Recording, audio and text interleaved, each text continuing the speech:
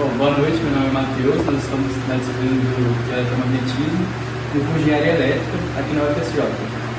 Nesse trabalho nós desenvolvemos um protótipo de motor linear. Nós somos o grupo 2 do segundo semestre de 2024. O grupo é formado pelo Ian, pelo Leonardo, pelo Rodrigo e por mim. E o orientador é o professor Marcos Aurélio. Bom, aqui a gente tem um índice do nosso trabalho, como será apresentado. Basicamente, a gente tem uma introdução, um embasamento teórico, a apresentação do nosso protótipo. A gente vai complementar com algumas dificuldades que a gente teve, uma conclusão e as referências. Basicamente, nesse trabalho, a gente vai apresentar como a gente desenvolveu esse motor, quais são os materiais utilizados, como que a gente decidiu pegar esses materiais, as dimensões e também como vai ser toda a teoria aplicada nesse motor. Basicamente, o motor linear ele transforma energia elétrica em movimento. Então, é uma forma simplificada de acontecer um movimento. Nos exemplos, a gente tem um trem mais leve e cabeçotes de impressora. Bom, falando um pouco sobre o embasamento teórico e sobre os fenômenos físico-matemáticos do nosso protótipo, nós temos algumas leis que regem o funcionamento do nosso motor linear. A primeira delas é a lei de Ampère. A lei de Ampère, ela relaciona como uma corrente elétrica consegue gerar um campo magnético em volta do meu condutor.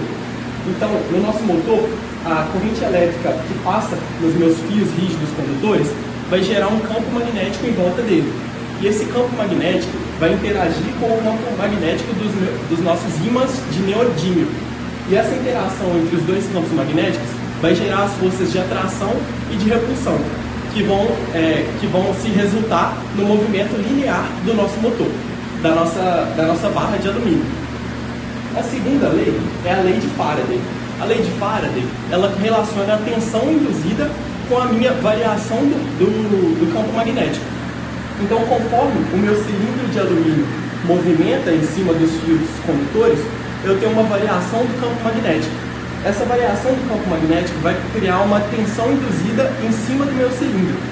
E essa tensão induzida vai criar ali as minhas correntes parasitas, que vão fazer uma força contrária ao movimento do meu cilindro, atrapalhando um pouco a movimentação do meu cilindro.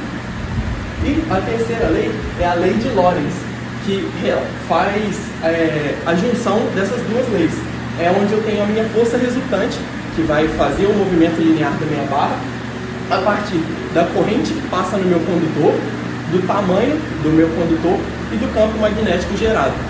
E uma variação da lei de Lorentz é a tensão induzida, a força da tensão induzida, que é a tensão vezes o campo magnético vezes o tamanho do meu fio condutor. Então, agora a gente fala um pouco do projeto do nosso protótipo.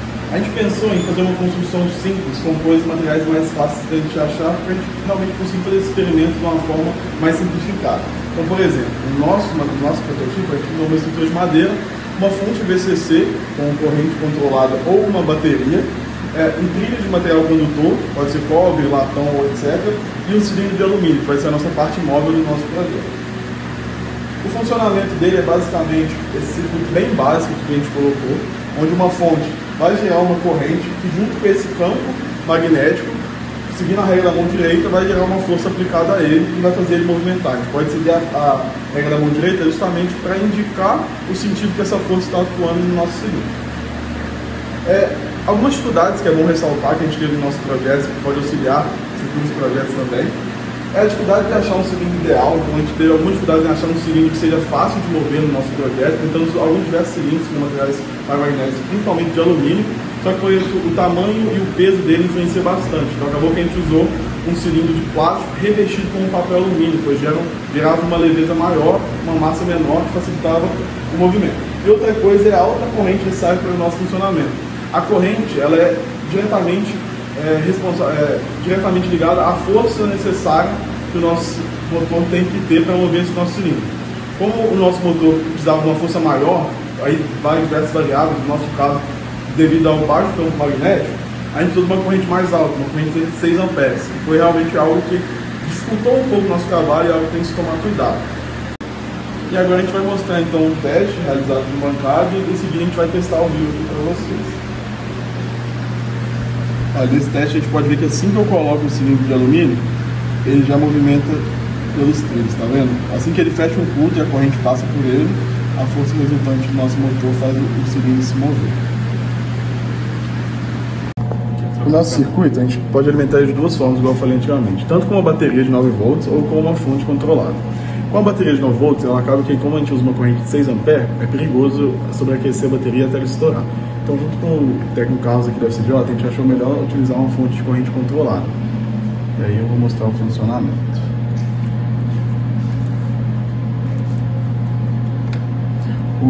Uma dificuldade que a gente encontra no cilindro, como eu disse, é a quebra da inércia dele. Acaba que às vezes tem que dar um toquinho para quebrar a inércia para ele começar a movimentar.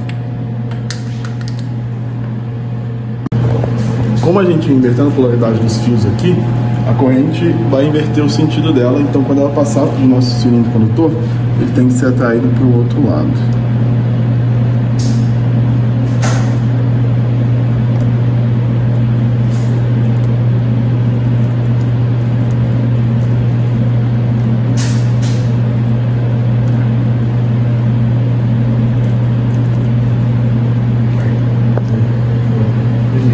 Essas dificuldades que a gente tem para partir ele é porque ele gera uma inércia que a gente tem que acabar quebrando ela, a gente acaba quebrando com toques contrários para mostrar o motor movimentando no sentido correto.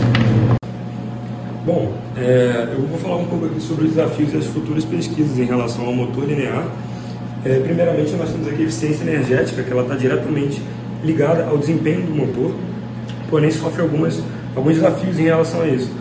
Porque a eficiência energética ela é limitada por perdas magnéticas, perdas em relação à temperatura e o baixo fator de potência.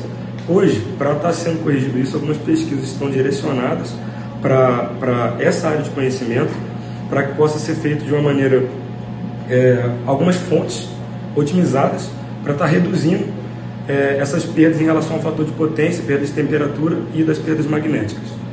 Em relação ao controle de precisão, hoje nós temos também alguns problemas em relação à vibração durante o funcionamento desses motores, em relação à indústria mesmo, e também temos alguns problemas em relação aos erros de posicionamento. Dito isso, estão sendo desenvolvidos também alguns sensores de alta precisão e performance para estar monitorando todo o funcionamento desses motores durante esse tempo na indústria, e também uma otimização no design do mesmo, então tanto no design quanto na estrutura, para estar melhorando o funcionamento dele. E a miniaturização é relacionada à alta demanda que está se tendo em relação a esses motores. Então, diminuir esses motores, porém, a gente tem um grande problema com perda de força e dissipação de calor. Dito isso, estão sendo feitas pesquisas também em relação a sistemas de resfriamento e materiais mais leves, que vão estar reduzindo esse peso e melhorando essa força desse motor.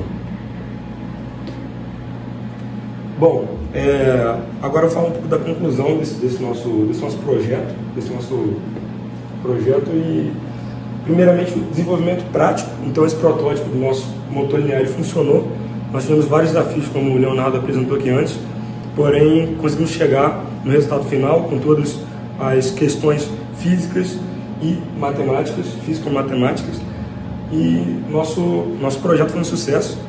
Agora, em relação à validação teórica, também não teria como nós realizarmos isso sem que tivéssemos feito os cálculos antes. Então, para projetar esse sistema, para projetar esse protótipo, tivemos que organizar também todos os elementos e acabamos realizando essas validações teóricas. E, por fim, trazemos a importância do eletromagnetismo nas nossas máquinas, no nosso futuro. Então, tudo relacionado à eletricidade, à engenharia, nós temos completamente o eletromagnetismo presente nisso. Então, essa é a conclusão do nosso projeto. E aqui estão as referências que nós utilizamos.